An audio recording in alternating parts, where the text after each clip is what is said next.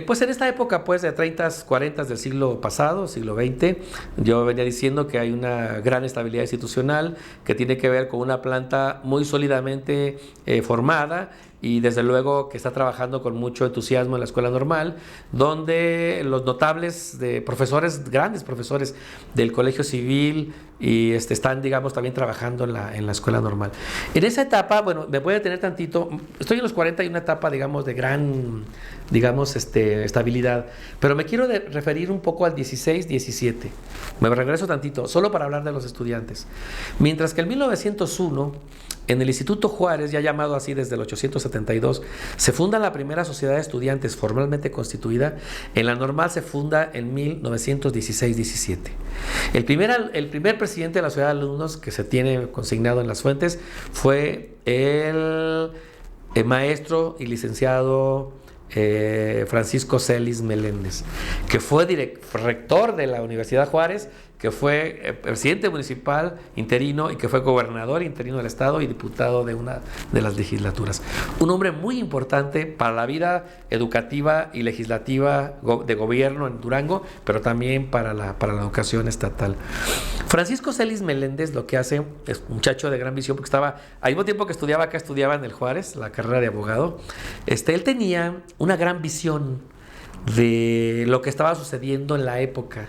Su lectura, me parece, estaba animada por el amplio desarrollo de orden urbano, social, demográfico y económico que estaba experimentando la ciudad y el estado y el país.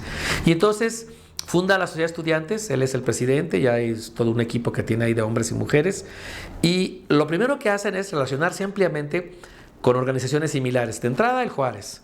Son hermanos, son primos de sangre, pero también con asociaciones mutualistas y de trabajadores locales y del país. O sea, hay una gran efervescencia en el país acerca del mutualismo. Y entonces este joven y estos jóvenes se relacionan con muchas de estas instituciones. Son miembros honorarios de sociedades de estudiantes de Jalisco, del Estado de México, de Puebla, de Aguascalientes, de Querétaro, de Zacatecas y con sociedades de trabajadores también. Aquí eran de empleados de comercio, de los músicos, de los mutualistas, o sea, de agrupaciones de campesinos. O sea, eran socios honorarios porque hacían también trabajo comunitario con esas instituciones. Con el Juárez hay un hermanamiento, hay una relación muy estrecha. Las constituciones, el reglamento de la sociedad de estudiantes, tanto del Juárez como de la escuela normal que se hace en 1916, tiene una, ¿cómo le llamaríamos ahí? Tiene una serie de artículos que dicen que podrían ser de distintas formas la acreditación para ser miembro de esta institución estudiantil. La primera tendría que ver con ser miembros, digamos, de número. Los miembros de número son aquellos que, por ejemplo, yo como estudiante de la escuela normal hago una solicitud así muy formalmente al presidente y a su comité ejecutivo y le digo y le expreso y le digo, yo quiero ser parte como socio activo, era más que de número, socio activo. Quiero ser socio activo de la sociedad de estudiantes. Ellos me responden y me dicen que sí, que soy aceptado, a condición de que haga una prueba para entrar. Y la prueba para entrar era que yo disertara sobre un tema. Entonces yo escribía sobre un tema de interés científico, literario, filosófico, escolar, pedagógico, que yo quisiera, que además eran muy extensos, por cierto, lo escribía y lo exponía ante ese comité. El comité, una vez que me escuchaba de mi presentación, votaba para que fuera yo aceptado como socio activo. Y de esa manera yo, socio activo aceptado. Había pues los de número, que son los activos. Otros números se llamaban socios honorarios. Los honorarios eran, por ejemplo, profesores en servicio del Instituto Civil, del Instituto Juárez y de la Escuela Normal. Por ejemplo, fueron socios honorarios de la Sociedad de Estudiantes. Los del Juárez lo fueron desde el 601. Desde el 616-17 de la Escuela Normal, Francisco Gómez Palacio, Carlos Santamaría, Carlos John de la Peña, entre los que me acuerdo ahorita, muchos otros más. Guadalupe Revilla, la señora Francisca Escárzaga, Delfina Arroyo, o sea, Bruno Martínez, o sea, toda esa gente, ya en los últimos años de Bruno Martínez en el Colegio Civil. O sea, eran socios honorarios, eran los que le daban el carácter moral, ético-moral a la institución.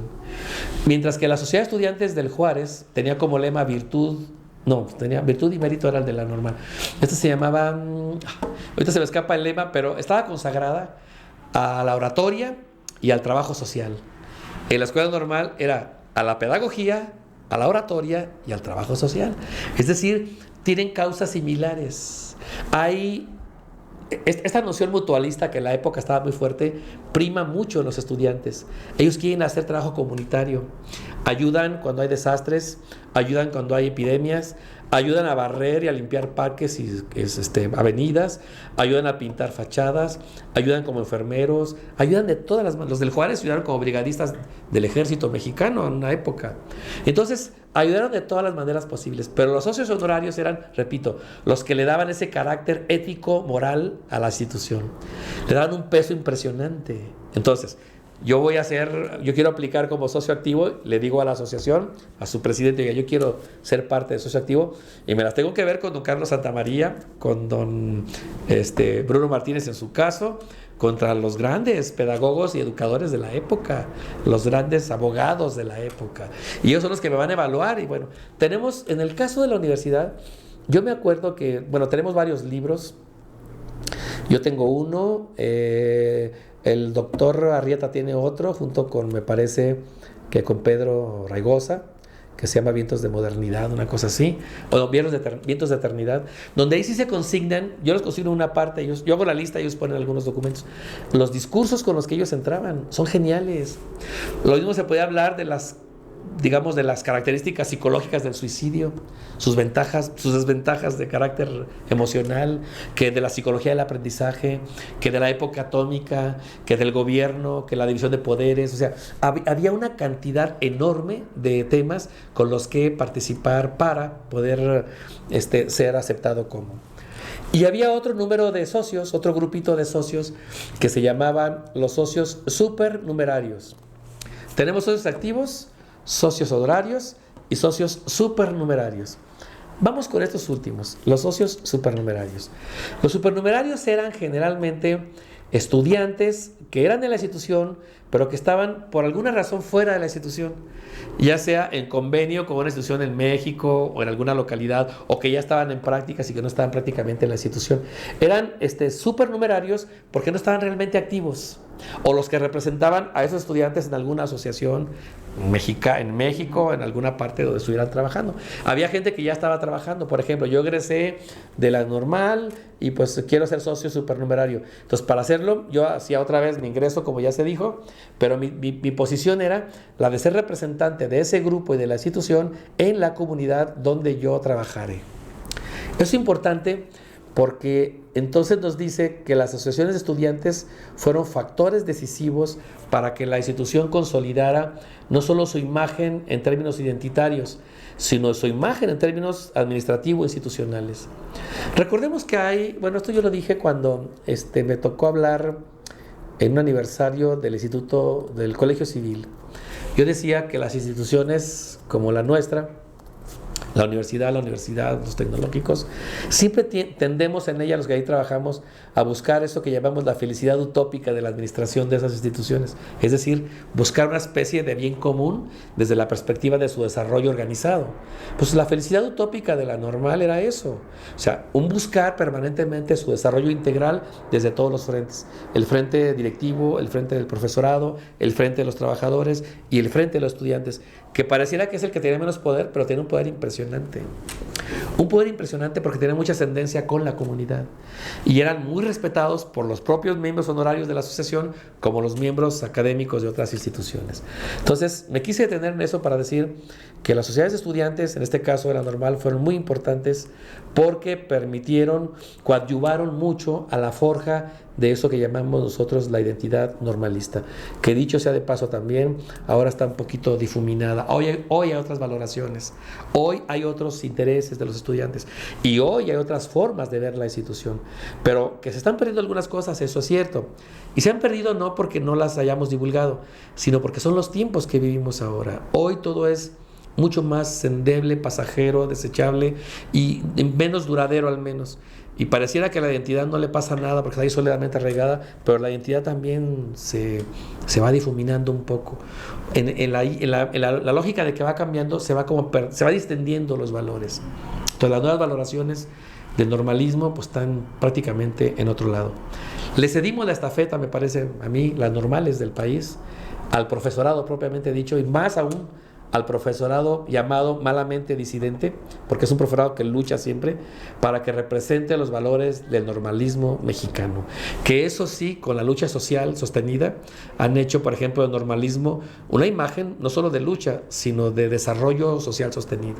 ¿Por qué? Porque luchan por reivindicación de derechos y valores, y a lo mejor estaba mal dicho por propios extraños que esos grupos disidentes pues son de alguna manera grupos que hasta en un momento dado pueden ser violentos, pero no hay tal, en realidad están reivindicando las viejas, digamos, derechos que por alguna razón fueron conculcados probablemente después de la época de los 60, 70, con las grandes reformas estructurales de la educación en México, que afectaron gravemente al profesorado egresado de las escuelas normales.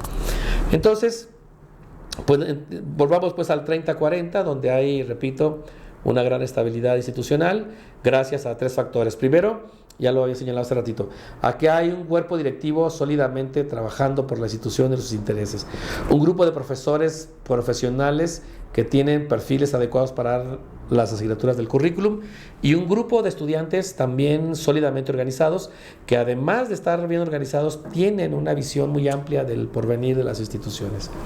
Llega la época de 40 a 60, que son otros 20 años, y eso es bien importante también en la idea de cómo se desarrolla la escuela normal. Del 40 al 60, la escuela normal experimenta varias reformas educativas en el currículum. Hay por lo menos 3 que se dan en los 40, en la mitad del 40, otras al finales de los 40 y una de los 50, por ahí entre los 56 y 58, que son reformas que el Estado mexicano hace a la educación normal para reformar y refundar el currículum de la formación de profesores. ¿Qué pasa allí? Pasa que la escuela normal entonces se encuentra en esa época una nueva forma de gestionar el currículum. Ya se requiere una formación diferente del profesorado, se requieren nuevos controles de academia, la formación básicamente de academias para, digamos, controlar, no, sino para mejorar el trabajo organizado de los profesores. Las academias toman de asignatura y de licenciatura, en este caso ahora de licenciatura, toman carta de naturalización en la organización interna de las normales. ¿Por qué? Porque es en ellas donde verdaderamente se dirime y se gestiona el currículum.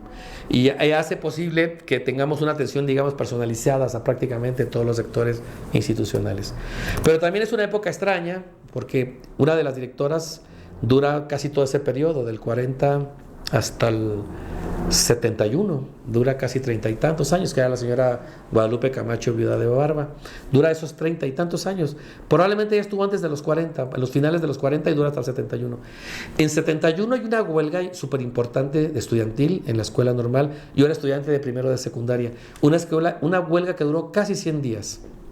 Una escuela que quería reivindicar el derecho de los estudiantes de la escuela normal a ser tomados en cuenta de otro modo. Habían cambiado un poco las reglas, a no ser sojuzgados en la toma de las decisiones, a un lado los estudiantes, y desde luego a ser tomados en cuenta como verdaderos sujetos sociales, es decir, como personas, como seres pensantes.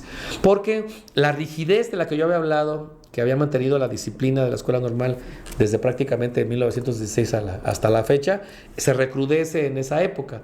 Es cuando sí hay pues, un control muy rígido, digamos, en la formación de los profesores. Había un cuidado extraordinario del aliño personal. No podías entrar si no tenías el uniforme completo y bien puesto.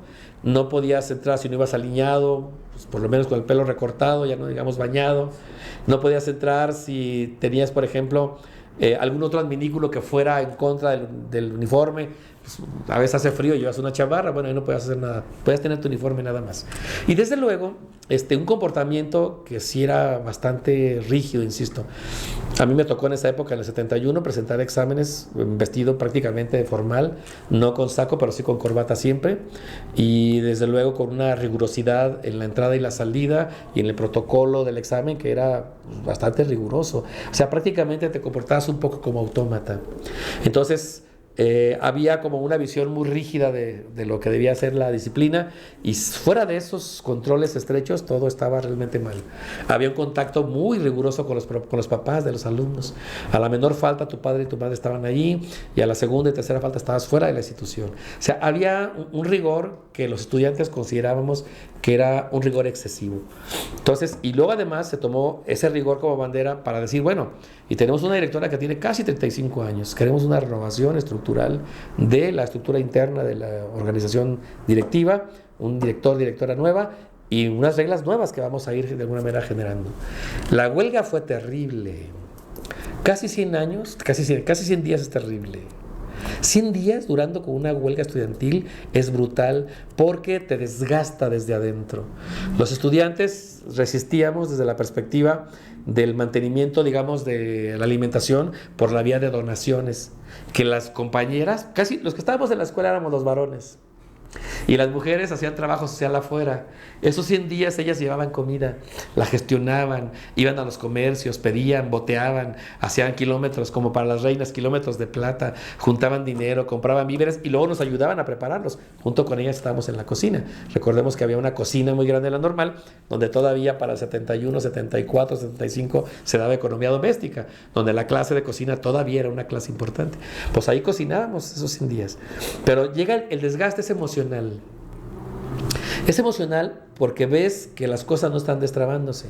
La rigidez de la postura de las autoridades que no permitían el cambio y la tosudez de los estudiantes que están defendiendo la posibilidad del cambio, pues hacia un encuentro en el que no había salida posible. Llegan los mediadores, que eran los secretarios de educación, eventualmente un par de diputados entraron ahí a cabildear. Mucha gente fue a cabildear con los estudiantes que tomaban decisiones. Precisamente quien estaba al frente de ese movimiento era Jorge Isaac Piña Grisman. Él era presidente de la Sociedad de Estudiantes. Él dirigía ese movimiento. Y entonces teníamos ahí escuela secundaria y escuela profesional. Piña era el presidente de la escuela profesional. Y otro muchacho que se llamaba David, que se me escapa ahorita el apellido, no sé si era García, no me acuerdo ahorita. Ellos dos dirigían secundaria y profesional juntos para tomar la institución, hacer las peticiones que se requerían. Eventualmente salíamos una comitiva junto con todas las muchachas y hacemos una especie de marcha por Avenida Normal hasta llegar a Negrete y luego a 20 de noviembre para una pancarta, pues exigir que se extraba el conflicto. El conflicto tuvo muchos altibajos, hubo intentos de la policía de sacarnos del local, golpeaban a algunos alumnos y total volvía otra vez a la normalidad, pero eso entrampaba más el conflicto. Piña negociaba mucho, enderezando la idea de que era ahora la posibilidad de transformación de la institución o no teníamos como futuro. Pero ideológicamente ellos estaban también bien formados. O sea, yo le debo decir que, por ejemplo, que Piña, ¿sabe también quién estaba ahí?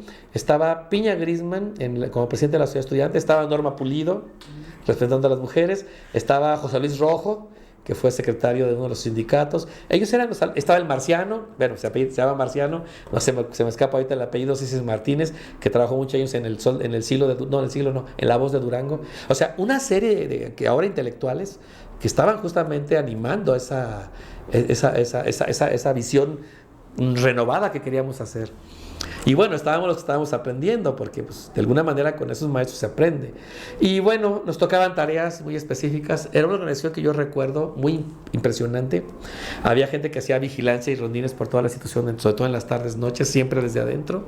Había gente que encargada para la prensa, lo que había que declarar. Había gente preparada para la discusión, para ir al Congreso o con quien fuera. Había gente para gestionar lo que decíamos hace rato, la alimentación para la gente. Había gente para prepararla, gente para todo. Lamentablemente una huelga de ese tamaño y de tantos días acabó con la institución. O sea, la institución quedó muy deteriorada en términos de sus espacios, porque pues bueno, hay mucha anarquía también, a pesar de todo, éramos muchos. La huelga termina con un rompimiento en las relaciones entre alumnos y maestros, y el Estado pone ultimátums de última hora para que se conculque el conflicto, se acabe, y pone reglas y condiciones que devino en la expulsión de 11 compañeros, entre otros Piña, Rojo, Norma, el Marciano y muchos otros. Bueno, Marciano, le digo el Marciano, se llama su nombre original. Salieron 11 estudiantes, 7 de profesional y 4 de secundaria. Y cuando salen ellos, se convoca al proceso para elegir un nuevo director, y queda como directora la maestra Teresa de Jesús Rodríguez Flores, que estuvo prácticamente 12 años. Entramos en un proceso, esos 12 años pareciera que ya la hicimos, estamos en un cambio. Fue más de lo mismo. Lo que pasa es que hubo mucha represión contra los estudiantes. A los organizadores del conflicto y a los hacedores del conflicto se nos vio siempre muy mal, en el sentido de que éramos unos revoltosos, de que no podíamos hacer eso con la institución que tenía una gran trayectoria y entidad. No sabían de que los cambios, de alguna manera, naturalmente, de todos modos estaban por venir. Entonces, estamos en 12 años con la maestra Teresa de Jesús Rodríguez. Yo me hago presidente de la Ciudad de Estudiantes 6 años después, 7 años, en 76-77, y como dije hace rato, me toca la coyuntura de negociar junto con profesores y alumnos la nueva ley orgánica, la primera ley orgánica que se puso en 77, y me meto yo a la junta directiva como primer alumno concejal. Esos son años aciagos, o sea, épocas aciagas de la escuela normal. Para mi gusto, la época que empieza en 70 y termina en 85-86 es la época más combativa en términos sociales de la escuela normal del Estado. No, incluso antes, creo yo que viene desde 60 y tantos. Incluso desde el movimiento de 66, que es como un parteaguas. Allá hay grandes personajes de la normal que eran, digamos, que hacían la política estudiantil de altísimo nivel, ¿no? Y que estos hicieron básicamente la participación de la normal en el conflicto, de los que se habla poco, pero que sí tuvieron una participación interesante en 1966. Entonces yo digo que pues del 66 al 86, pues son los años más combativos de la escuela normal. Y años combativos porque la gente que allí estuvimos en ese periodo siempre luchamos por la reivindicación de derechos que por una u otra cosa se conculcan cuando las administraciones llegan y se arrogan el derecho de cambiar las cosas sin convocar a la mejora, a la estructuración de los reglamentos. Y luego ponen reglas que no están realmente escritas y con las que te quieren hacer una cosa u otra, y pues se vienen las protestas de todo tipo. Después de esa época, del 77, 78, que digo que yo salgo, egreso en 79, hubo conflictos de paros de institución, fíjese bien, 71, 72, 73, 77, 78, 79, 81, 82, 80, cada año había un conflicto. Por eso le digo, fue una época muy convulsa.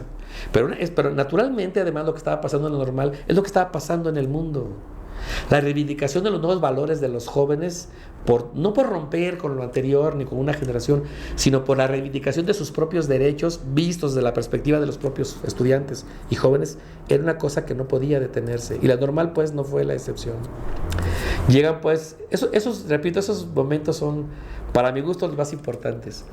En mi libro sobre la escuela normal que yo escribí, bueno, que es mi tesis de maestría, por cierto, ese libro se publicó en el 2001, pero para que pudiera ser posible ese libro en 2001 me hicieron modificar, bueno, lo digo aquí públicamente, tampoco tiene pena ni gloria.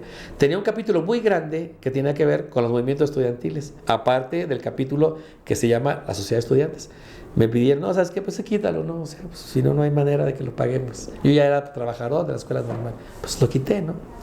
Que ahí lo tengo, por cierto, que es una factura pendiente que tengo yo por publicar, pero me parece que ahora, a la luz de los nuevos tiempos y de cómo lo veo, creo que merece un tratamiento, digamos, diferente. Y un poco que lo dedicaré seguramente a la memoria de esos aguerridos profesores de 1971, que le dieron mucho a la normal, pero que la comunidad normalista ahora no lo sabe. Hemos perdido la capacidad de vernos hacia atrás. Si no vemos hacia el frente, porque a veces estamos bastante miopes, es porque no sabemos o no hemos podido ver hacia atrás. Pero la huella documental que viene hacia atrás es también muy pobre. La escuela normal ha tenido una debacle, no una debacle, se ha quedado un poco atrás en esta materia en la que algunos hemos sido pioneros. Yo tengo una obra importante en la escuela normal que tiene por lo menos Tiene 5 libros y 12 revistas, y 10 revistas, 11 revistas. Esos 5 libros sobre la historia de la institución, que van desde el libro que le comento en 2001 y su réplica en 2008, que es una reedición, la segunda edición de ese libro, pasando por el libro de fotografías que se llama Imagen y Memoria de la Escuela Normal, y pasando por otras 2 obritas que son pequeñas, pero que son también sobre el trabajo institucional, y sobre todo las revistas que me ha tocado a mí hacer desde la Dirección de Investigación y Posgrado, que son 11 en 12 años ininterrumpidamente, pues dejan testimonio de que nosotros hemos, desde investigación y posgrado, insistido en que la Normal tiene que transitar hacia allá. En la formación, no solo de docentes, sino en la formación de profesores e investigadores que permitan a la Normal hacer investigación de buen nivel de calificación para que hagan el trabajo no solo de historia institucional, sino el trabajo de la gestión del currículum en el sentido de manifestarse por la vía del escrito. Es decir, yo hago un trabajo de investigación, lo publico y con eso gestiono una serie de haberes institucionales. Estamos entrando a esa etapa. Pero a mí personalmente, yo insisto, ¿verdad? Está mal que lo diga yo, que soy uno de sus pioneros, me ha costado mucho, mucho trabajo. Yo soy perfil PRODEP no por la Normal, sino por la universidad, y he sido investigador nacional también por la universidad, no por la Normal. Ahora, gracias a esa experiencia que yo trasladé hacia allá, tenemos 4, 5, 7 perfiles PRODEP. Pueden parecer bien poquitos, pero es que la planta es chiquita, pero tiene 7 perfiles PRODEP que potencialmente, yo digo, en los próximos 10 o 12 o 13 años podrían eventualmente ser miembros del Sistema Nacional de Investigadores. Sí, la política federal permite eso, porque a donde vamos con la nueva política de CONACYT no sabemos si perviva incluso el CONACYT y el Sistema Nacional. Hoy no sabemos cómo las reglas van como cambiando, pero los homólogos de ese programa seguramente podrían ellos aspirar. ¿Qué están haciendo esos 7? Pues están haciendo ya como perfiles PRODEP reconocidos, pues están haciendo investigación de buen nivel y están publicando, están yendo a congresos, están llevando la imagen de lo que se hace en la Normal en otros foros normalistas similares. Entonces termina pues esta etapa, se haga en 80 y tantos, pero termina en 84 realmente, más que en 86. Ahorita digo por qué en 86. Termina en 84 porque sale el decreto en 84 federal, el decreto de Miguel de la Madrid, que dice que en adelante las escuelas normales van a ser instituciones de educación superior. Conocemos muy poco en toda la República, los normalistas, en qué términos se dio el acuerdo en el que sale el nombrarlas, el decreto. Porque un decreto que no va acompañado con leyes secundarias, que sí las hay, pero que están muy exiguas, y que además esas leyes secundarias tengan recursos para poderlas aplicar, estamos destinados al fracaso. Que fue el caso, por lo menos para Durango. Somos ya instituciones de educación superior, pero nadie movió un dedo para nada. Seguíamos con los mismos profesores. No había profesores formados a nivel de posgrado, muchos ni siquiera licenciatura tenían, porque habían sido formados en la propia Normal, donde la licenciatura no existía. Entonces, pues, ¿qué dijimos? Los que estaban ahí, estábamos del 70 y tantos todavía, oiga, vayan y fórmense. O sea, como estudiantes exigimos también eso, que exigíamos del 71, la nueva formación de los profesores a otro nivel que pudieran de alguna manera mejorar el currículum. Y ese eco hasta el 84 se dio, por eso le digo, había movimientos cada año, pidiendo prácticamente lo mismo. Entonces, no hubo laboratorios nuevos, no hubo cámaras GESEL en las anexas, no hubo presupuesto para formar profesores de otro modo, no hubo incremento de la matrícula, no hubo diversificación de la oferta, no hubo nada realmente. Estamos como en un páramo, es como un limbo, que ya ni existe el limbo. Lo conculcó el Papa. Bueno, pero estábamos como una especie de limbo académico de 84, probablemente el 90 y tantos, casi otros 10 años, donde apenas los profesores fueron a las normales superiores o a las universidades a obtener la licenciatura, y donde hay un nuevo reglamento que dice que vamos a contratar profesores con una nueva formación. Yo entré como trabajador de la escuela normal con maestría en la mano. O sea, tenía un perfil como muchos que estábamos aspirando a eso, y pues bueno, entramos ya con una nueva idea de lo que tenía que hacerse en la institución.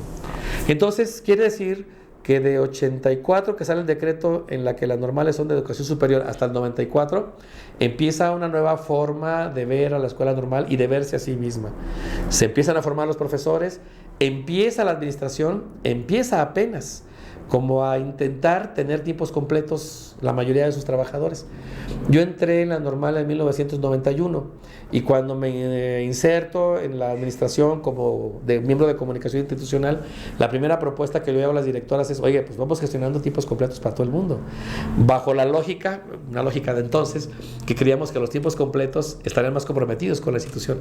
Pues fuimos al fracaso, porque al principio funcionó muy bien, pero conforme luego se daban los tiempos completos, el reglamento de las escuelas, de las instituciones como la nuestra, que es homologada, dice que no podrían los trabajadores tener más de 21 horas frente a grupo, y las otras 20 que quedaban pues eran dedicadas a departamento, que luego la gente las dedicó para hacer cosas que ni el caso. Entonces salió más caro el remedio que la enfermedad. ¿Por qué? Porque fue una llamarada de petate. Al principio los tiempos completos se pusieron bien, pero luego empezaron a abandonar ahí la toalla, la tiraron abandonada. ¿Qué pasó? Se volvió a la vieja usanza de contratar profesores por horas, que hasta la fecha son los que sacan realmente el trabajo. En términos administrativos así funciona el asunto. Entonces, 94 pues vuelve a marcar otro hito en la vida institucional, donde después de esos 10 años, de 84 para allá, apenas la escuela normal está como queriendo tener profesores con perfiles que ahora llama PRODEP, de maestría, profesores preferentes de perfil maestría doctorado. Perfil preferente de maestría doctorado. Fui el primer doctor en la escuela normal en obtener el grado. Los libros que hay son los míos, no hay otros. Estamos en investigación y posgrado. Me toca a mí hacer un papel también de buen calado, y lo explico ahorita rápido. La escuela normal del estado de Durango es un ¿cómo le diré? Es sui generis. Es la única normal de este país que tiene todos los niveles. Tiene preescolar, primaria, secundaria, bachillerato, licenciatura, que son 7 licenciaturas, tiene maestría y tiene doctorado. Todos los niveles oficiales establecidos en la educación pública mexicana. Es un hito en el país. Ninguna normal tiene eso. Un poco a contracorriente, porque se supone que siendo instituciones de educación superior no podrían tener ni bachillerato siquiera. Por lo menos el bachillerato, como la UNAM. Acuérdense que la UNAM tiene sus SHs. Acuérdense que la UG tiene sus SHs y la prepa nocturna. Bueno, salvo esa excepción. Pero nosotros, por la naturaleza de la función que tenemos que tener escuelas anexas. Y las escuelas anexas, lo de menos sería poner como escuela anexa una escuela del Estado. Pero no tutelada con la dirección de la normal, sería como muy complicado regularla y trabajar en ella. Pues creamos las propias escuelas. Tenemos una escuela jardín de niños y una escuela primaria que están saturadísimas siempre, porque son buenas escuelas, sin duda. Son centros de experimentación pedagógica, pero también son centros donde la participación de los padres son súper importantes para poder atender tanta demanda.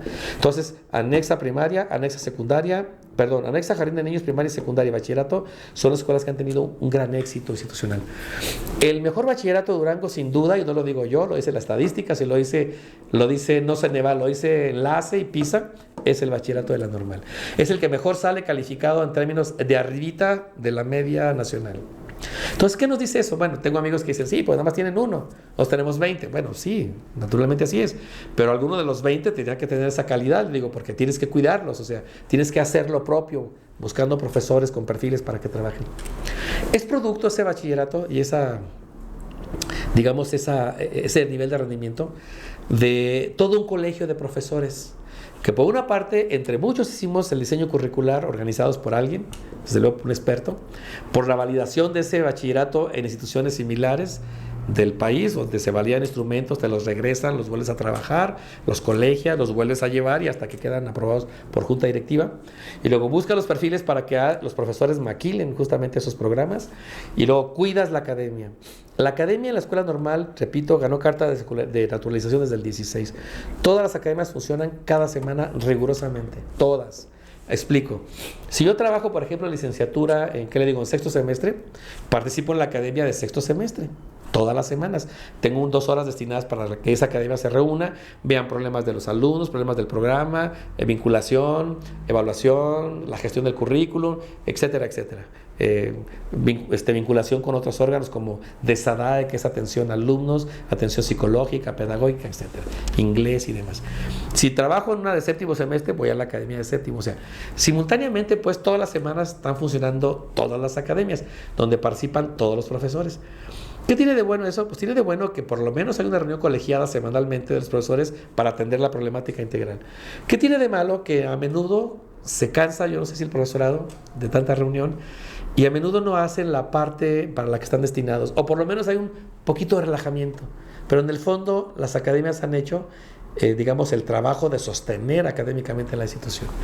Ahí está el verdadero secreto. Por una parte, una buena organización, una buena formación, buenos perfiles adecuados, un buen trabajo de academia, pues eso se refleja básicamente allá. Otra cosa que es un plus, nadie falta en la normal. Los profesores no faltan. Y no porque lo diga yo, porque yo lo veo, o sea, yo mismo estoy sujeto a un reglamento, o sea, la gente si falta se le descuenta dinero. Si usted falta 2 días y no lo justifica, o si falta 3, pues le dan la chance, la gracia esa administrativa, de derecho más bien, no gracia, que es de pedir un permiso económico, pues para que no le descuenten. Simplemente no se lo pagan, pues no le descuentan, pero tampoco le pagan una prestación que se llama días no disfrutados. Entonces, ¿por qué? Porque los hizo uso, pues para que de alguna manera cubrir ahí. Profesorado no falta. En la normal se suspenden clases cuando institucionalmente se suspenden por la vía de la administración, que dice, pues hoy es día tal, no hay clases, o hay esta actividad que dice el Estado. Salvo eso, así funciona. Vamos, pongo hasta algo que suena extraño, pero que así sucede. Esa es parte de la cultura escolar de la que voy a hablar al final. En la normal, por ejemplo, cuando era yo estudiante, nosotros hacíamos nuestras fiestas estudiantiles y pedíamos el permiso de un día completo, o sea, para hacer la fiesta donde fuere, en la escuela o en otro lado. Y a veces pedíamos el otro día porque nadie iba a la escuela. Teníamos la gracia, ahora sí, porque no estaba instituido en ningún lado, y la benevolencia de los administradores para decir, órale, hagan su evento. La coronación de la reina, los juegos deportivos, los festejos estudiantiles, cosas que eran una cosa increíble, que ahora ya son de otro modo. Ahora las fiestas se hacen así para que tenga usted una idea, y con eso me meto a la cultura escolar de alumnos y profesores. Oiga, tenemos una fiesta porque las reinas van a presentarse, perfecto. Traigan sus sonidos o sus grupos de las 7 a las 9. Entonces se instalan los grupos, los contratas, se instalan uno aquí, otro ahí, otro en el patio. Y lo tengan su fiesta de las 9 a las 11. Y luego otra hora para que se quiten y se acabó. Y así funcionan las cosas allá. Se van después a sus clases, ¿no? Cuando le platico esto así a la gente, digo, ¿y a poco hacen eso? Así sí funciona. ¿Por qué? Otra vez, las leyes no escritas, que no están en el reglamento, se hacen leyes válidas en la medida en que son la imposición de los directores que han ido cerrando esas filas. Afortunadamente ahora pues no ha habido ese conato de reunión de los estudiantes para pedir cosas como luego ocurría hasta para eso, quitaron un director por eso, pero pues los chavos están como también asentados ahí en otro tipo de cosas. La cultura escolar. En la normal, desde que yo tengo uso de la memoria, se hace honores a la bandera. Antes, cuando yo estaba en la normal como estudiante, se hacían cada lunes. Todos los lunes a las 8 de la mañana, honores a la bandera del patio central. Ahora se hace una vez al mes, donde participa rotativamente los grupos y los profesores de un nivel. Por ejemplo, hoy para bachillerato, pues para licenciatura primaria. Hay licenciatura primaria, licenciatura preescolar, licenciatura en educación especial, inclusión educativa, inglés, matemáticas, y me falta una, porque son 7. Tenemos una maestría, tenemos 5 maestrías, que me ha tocado gestionarlas, eventualmente hasta el diseño curricular junto con colegas. Tenemos maestría en educación, campo de intervención pedagógica, la primera que tuvimos se llama planeación y desarrollo educativo. Tenemos maestría en educación histórica y tenemos una maestría que se llama en la enseñanza del inglés como segunda lengua extranjera. Y tenemos un doctorado en educación, o sea, tenemos un amplio abanico de opciones profesionales y están funcionando. Ahora, si nos vamos a la cultura escolar, pues todo el mundo a los honores el lunes, el primer lunes de cada mes, donde se gestiona ese fervor patrio que debe ser, digamos, inculcado y desarrollado como valor cívico en las escuelas primarias. Ese es su verdadero propósito, que los alumnos de nuestra institución se adentren en la dinámica, en la mecánica de cómo hacerlo y de cómo fomentar esos valores patrios a los niños a los que van. Por eso lo hacemos, generalmente. Pero nuestra forma de vernos nosotros mismos es muy encerrada, es muy propia, es muy local. Desde que yo estaba en la normal, yo les había dicho una frase, yo les decía, hagamos, desde el movimiento del 71, hagamos que las barreras que tiene la normal, las paredes que tiene altísimas, se caigan, es una metáfora, para que la gente nos vea y para que nosotros veamos a la gente. Eso decíamos. Hoy seguimos diciendo lo mismo. hagamos un ejercicio más abierto pero inclusivo de la sociedad en la que nos movemos, para que no somos nada más nosotros los que nos veamos y hagamos nuestros propios saberes, sino para que disfrutemos la compañía de instituciones hermanas, normales del Estado y del país, que ahorita lo estamos haciendo, a instituciones universitarias y tecnológicas también. Hoy, pues, la cultura escolar es un poquito más abierta. Tenemos la participación de estos grupos, de estas personas, estos profesores, unos en la academia, otros en deportes, otros en el arte, otros en proyectos de desarrollo y de innovación tecnológica y educativa, otros en proyectos de investigación, los congresos, el simposio, ese tipo de cosas. Eso ha permitido que las paredes de las demás se vayan cayendo como naipes, para que nos vean desde afuera y para que veamos hacia afuera, y nos ha dado buenos resultados. Hay muchas cosas por hacer en la escuela normal todavía, muchas, porque nunca se acaba de hacer un proyecto como uno quiere. Las administraciones tienen que hacer acopio de muchos esfuerzos comunes, incluyendo a mucha gente. Lamentablemente a veces hace lo contrario, excluye a mucha gente, y eso genera, como en esta administración, se excluyó a mucha gente.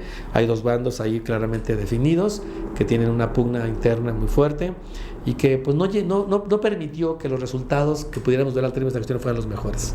Yo lo digo con conocimiento de causa. Yo a la directora la aprecio mucho, fue mi compañera de grupo desde que éramos estudiantes, y le aprecio y reconozco su trabajo, pero no significa que todas las cosas se hayan logrado como se lograron. Muchas cosas, logramos muchas cosas este periodo, pero muchas dejaron de hacerse. Y yo creo que la apuesta principal debió haberse hecho a la academia, y fue la que menos de alguna manera creció. Como está esa rancia tradición cultural, pedagógica puesta, pues se la apostó, aquí está, pero no se la mejoró. Hay que mejorarla siempre. Hay que mejorar los procesos de selección de alumnos, los procesos de evaluación de los alumnos, los procesos de acreditación de los alumnos, y luego hay que mejorar la academia en términos de para qué está constituida, cómo se constituye, qué proyectos tiene y cómo la apoyamos con recursos, y luego finalmente ver cómo evaluar los resultados. Esa parte se hizo menos este periodo de gestión. No obstante, creció en términos de su planta física.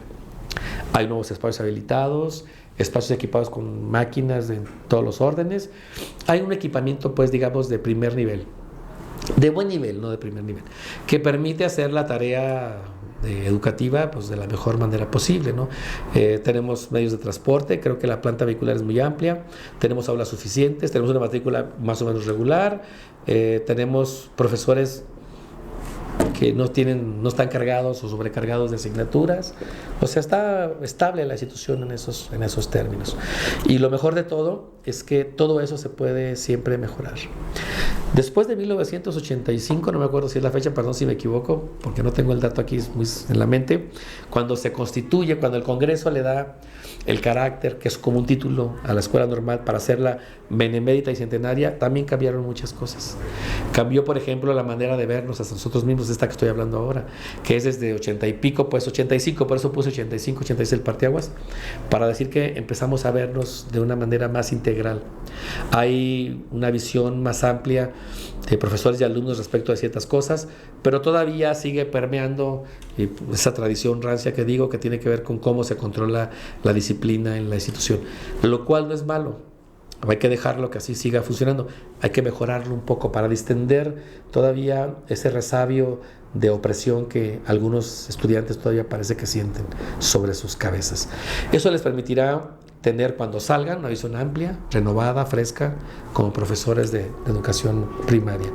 La normal, pues, me parece es un hito importante en la educación pública de Durango, y particularmente en la formación de profesores.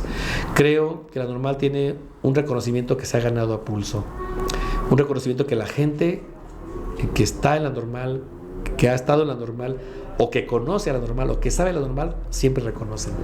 Una institución que está apostándole a la excelencia, como quiera que ésta se pueda entender, que está apostándole a la innovación de tecnología educativa, que está apostándole a integrarse a los nuevos modelos de enseñanza, y que está también luchando por construir un futuro que ahora en un momento se suena medio incierto, con estos asuntos de la reforma y con la escalada que hubo alguna vez hace poco, relativa a que las normales debieran transformarse o desaparecer. Yo creo que la normal todavía en México, y la normal de nosotros, tiene para rato, porque creo que los vientos soplan a favor ahora, al margen de cómo la reforma se está gestionando o se está quitando. Porque, en todo caso, lo que tiene que hacerse desde el gobierno federal es reforzar los mecanismos de control, acceso y permanencia de los profesores a las normales por la vía de su formación inicial, que entonces hay que apostarle a eso, a la formación inicial. Una formación inicial que tiene que contar con incentivos de otro tipo, que son la perspectiva de futuro que tengo yo para estudiar la normal. Hoy día se sabe que el trabajo del magisterio está deteriorado en su imagen, está pauperizado en su salario, pero al final de cuentas es un trabajo que ahí está y que nadie puede evitar. Hoy día los profesores profesionales, que lo son todos, son los encargados de gestionar la educación pública en este país. Entonces yo creo que por esa razón, la normal declarada como benemérita, pues es porque ha hecho un papel encomiástico en favor de las mejores causas educativas del Estado. Por la normal pasaron profesores eminentes. Ahorita se me escaparía y no quiero dejar uno fuera, pero hay tal cantidad de profesores que contribuyeron desde muchas de sus actividades al desarrollo integral de Durango. Tenemos incluso ahora recién la beta explorada del sindicalismo.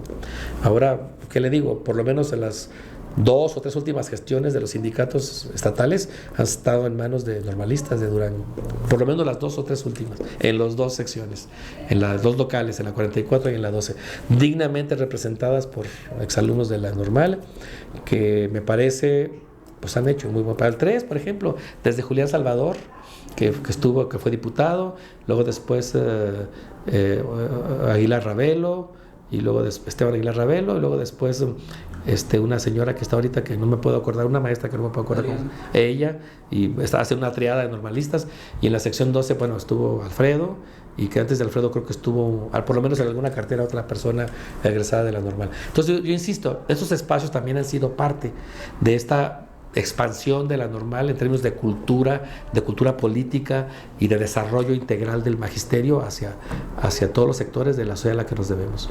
Yo por eso creo que pues, la normal está construyendo su futuro.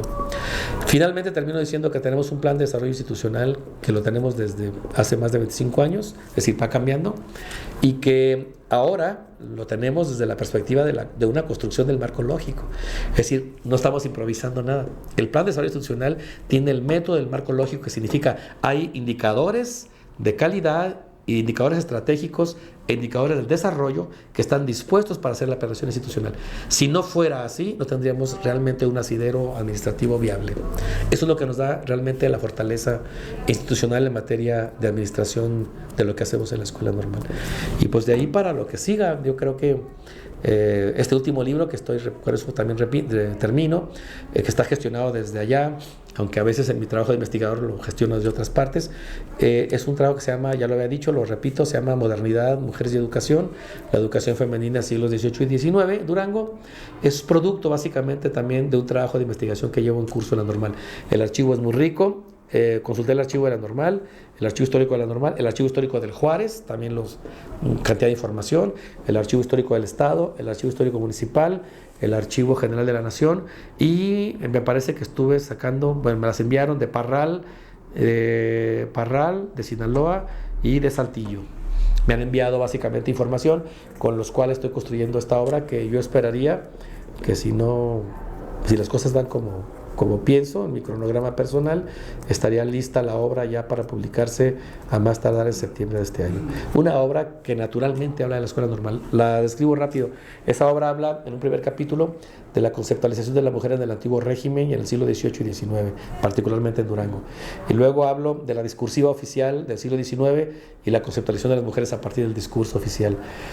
Es el primer capítulo. El segundo capítulo hablo de la institución que yo digo, por lo menos hasta ahora, es la escuela de primeras letras más antigua de Durango, que se llama la Escuela de las Abandonadas, de las Niñas Abandonadas de la Cofradía de Nuestra Señora del Tránsito, que me parece que fue la primera, está en el último tercio del siglo XVIII, pero que se consolida en los primeros años del XIX, con Bernardo Bonavia Zapata como intendente gobernador de la provincia en 1801.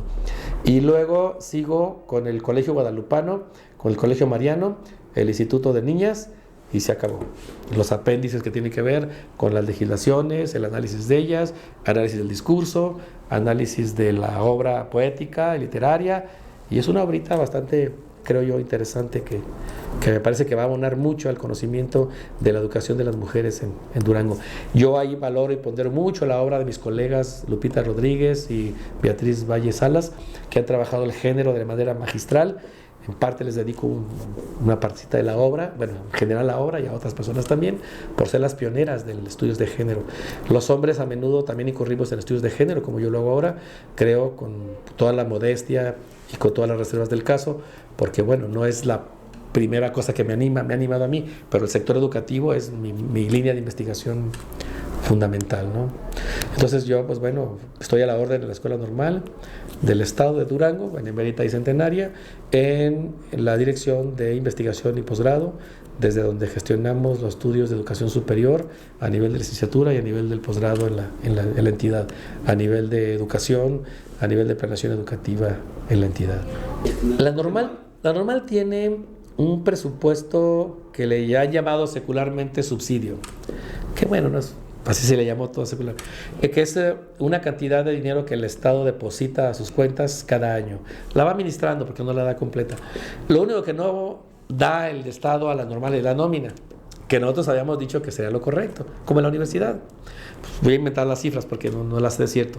Si la normal, por ejemplo, pagara la nómina de sus trabajadores con 100 millones, a lo mejor ni es tanto, y luego su gasto corriente, bueno, pues que te den los 100 millones al Estado y tú los administras. Creo que sería provechoso para la institución por aquello de saber manejar el dinero. Creo que el Estado no ha hecho eso ni lo hará. Lo único que hace es pagar la nómina al Estado y da un subsidio, da un presupuesto anual que se hace en función de cuando termina el año, se hace una planeación, se da una planeación del gasto, se le envía al gobierno, el gobierno lo envía al Congreso y el Congreso decide cuánto nos dan. No estoy seguro, pero creo que las partidas andan por ahí en 2,5 millones de pesos al año. Más los recursos propios, que es otro tanto. Los recursos propios vienen de las inscripciones en los semestres, vienen de los cursos de posgrado, los diplomados, las lenguas y los cursos que en general da la Escuela Normal, que son muchos. Eso le genera otra cantidad de recursos propios. Y de esa manera, pues la Normal tiene su presupuesto, digamos, asegurado, que no es muy amplio, pero que sí da apenas... y aparte tiene una partida federal, pero la partida federal viene de un programa que se llama PACTEN, que es como el equivalente al PIF universitario. El PACTEN es un programa de apoyos federales para escuelas normales, pero que se hacen por aplicación. Nosotros hacemos una planeación para PACTEN y luego les pido a mis colegas, a todos los implicados, aquí, acá y acá, hagan su planeación y díganme qué recursos tienen para el año que viene. Luego, para 2 años se manda a la federación por la vía de la DGESPE, que es la Dirección General para Educadores de las Normales, y luego DGESPE valora con una comisión y luego te dice, bueno, te tocan 2 millones, te toca 1 millón. Generalmente la Escuela Normal de Durango de las locales es la que sale mejor evaluada y es la que le dan seguramente más recursos. Y PACTEN es un alivio porque PACTEN permite financiar proyectos de investigación, la compra eventualmente de vehículos o de insumos que luego de otro modo no tendríamos. De esa manera se hace el financiamiento de la Escuela Normal. Pues gracias por este día. A la orden. I remember when I lost my mind. There was something so pleasant about that place. Even your emotions have an echo in so much space.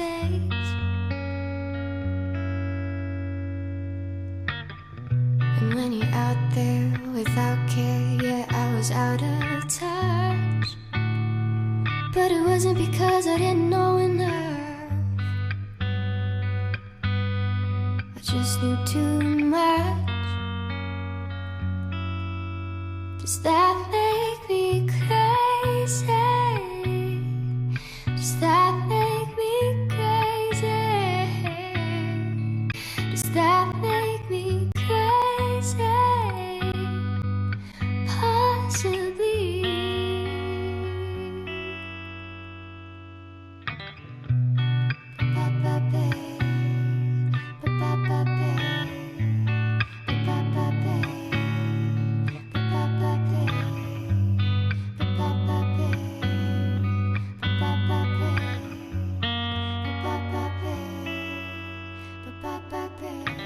Come on now, who do you think you are? Ha ha ha, bless your soul. You really think you're in control? I think you're crazy. I think you're crazy. And I think you're crazy, just like me.